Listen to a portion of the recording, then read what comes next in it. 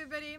I'm here with David Hampson, and David is here today to teach us something very important, something that very few of you know how to do, and that is how to prune trees. I'm very curious to find out what is the proper way to prune the tree and why proper pruning is beneficial to trees. Okay, So excellent. show us Okay. and tell us what you know about pruning. All right. Typically, if you're going to be working on property, you're going to be out for many hours, you're going to want to have a good pair of boots and jeans, possibly a long sleeve shirt, Okay. gloves, hat, sunglasses, and tools. So I have a lopper here, I have a saw over here, and if you're going to be cutting on different properties where you might have disease on trees, you want to clean your tools. Oh, that's very important. Okay, that's Correct. very important because you can transmit diseases. Correct. Okay. So a lot of times you can just use a common bleach, and you can just spray it on your tools, open them up, spray it on, and that's it. Not a big deal. They also sell products for it if you don't want to use bleach. Now, tell me, I know that trees could be diseased by bugs, but are there certain viruses in trees that could also? There are. There are. Especially citrus.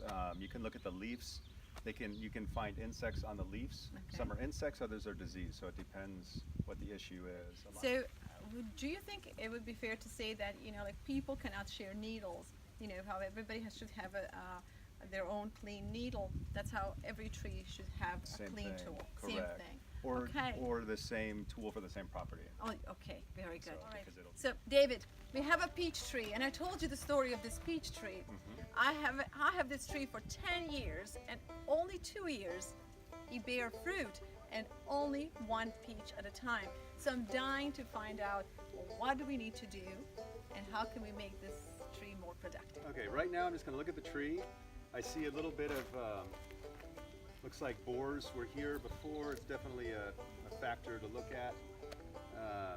If there's one branch, I'll just cut that off, but we have 1, 2, 3, 4 different areas right here. So we might have to amputate parts of the tree. right? Correct, Okay. correct. That's what I'm looking at. It might look a little bit odd for next year, but it'll grow back. Okay. But we definitely want to bring the tree to its optimal health. So if we need to remove some branches, we'll do that. And what else do you see when you look at this tree? Overall, it has a lot of growth, so we want to thin it out. If I thin it out, it'll make the tree a little healthier because it won't have so much vegetation to support. And also, if it's going to have peaches, hopefully it will, that if it doesn't have so many branches, it'll put more of the energy towards the peaches instead of the rest of the tree. Okay, very good. So looking at this tree, you said we have a lot of small branches growing out. Correct. Okay, we also have some of the new growth that you mentioned that we need to take that off, right? Correct. I call these suckers. Okay. And you just want to cut them off at the ground level and Okay. take them all the way off. Everything else, I'll just start to trim in one area and just go around.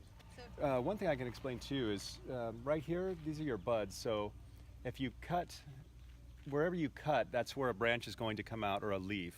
Right now it's hard to tell. I would say there'd be more branches, but if I was to cut right here, then this right here is going to grow. If I cut here, then this is going to grow. So if I cut here, it's very self-explanatory. explain to us again, David. Okay. You have all these little buds, and you said you're choosing which bud you're gonna Correct. cut it. Show us again. Yeah, right now this branch you could pick a spot anywhere, but I'm going to just bring it in since we're reducing the branches. Okay.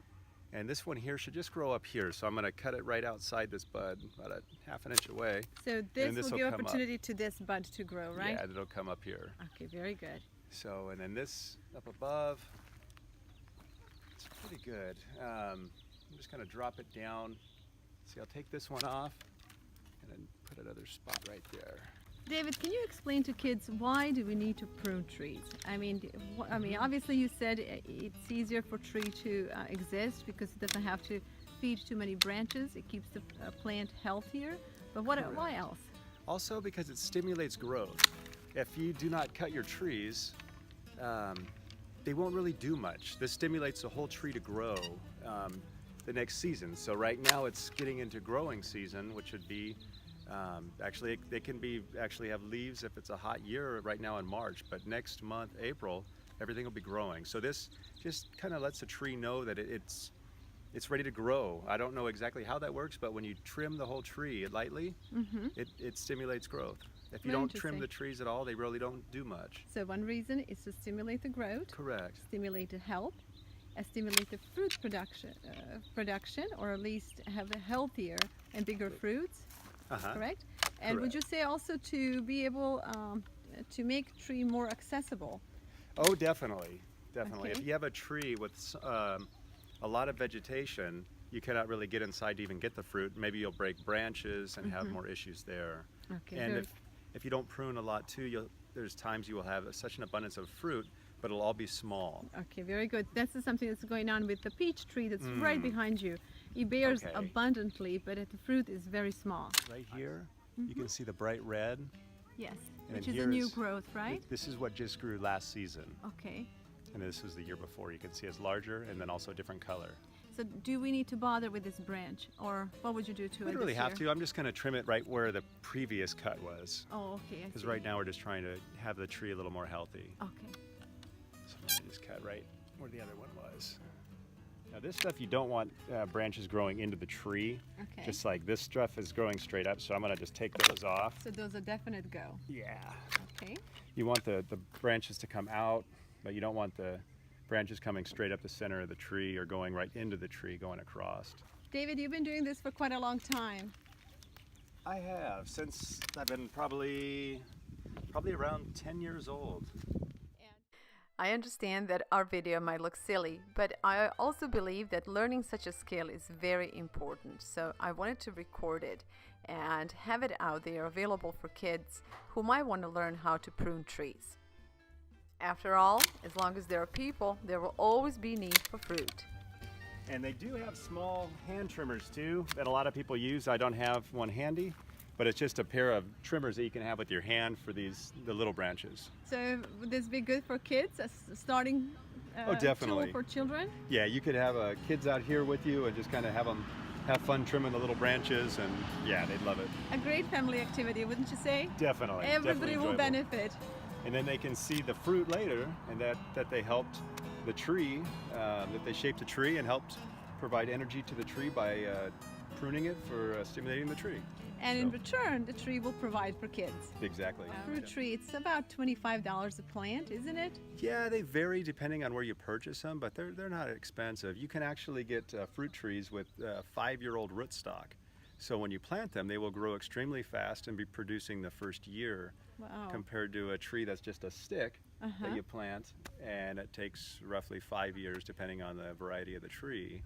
So this is a small investment compared to, years of harvesting fruits and having fun with your kids. Definitely, Right. definitely. Okay, Yeah, so, it's all right, family. children, if your parents won't do it, then you just make them do it. Just say we have to go and buy a fruit tree and plant whatever that is that can grow in your neighborhood. So right now we have a great example of multiple branches growing in one area. And so I like this branch to keep it because it's growing away from the 3 branches. And I'm going to cut the middle branch out so it gives the other 2 branches a little more room. And then I'm going to cut the branch below so we'll have more room for the branches to expand.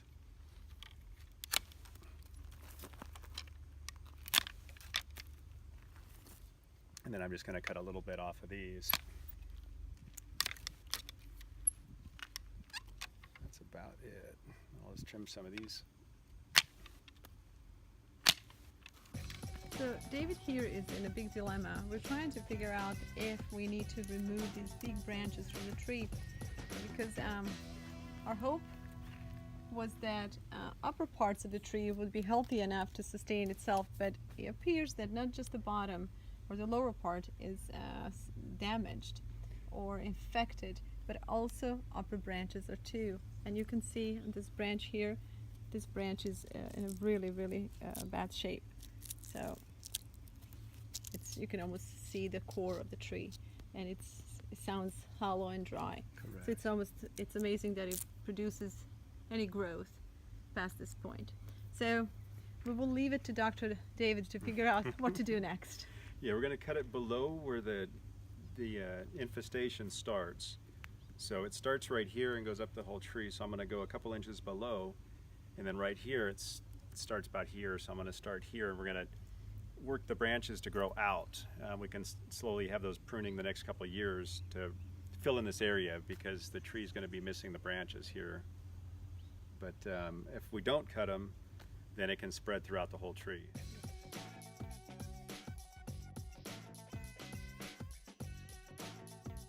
David, do you think the trees know when they're being cut?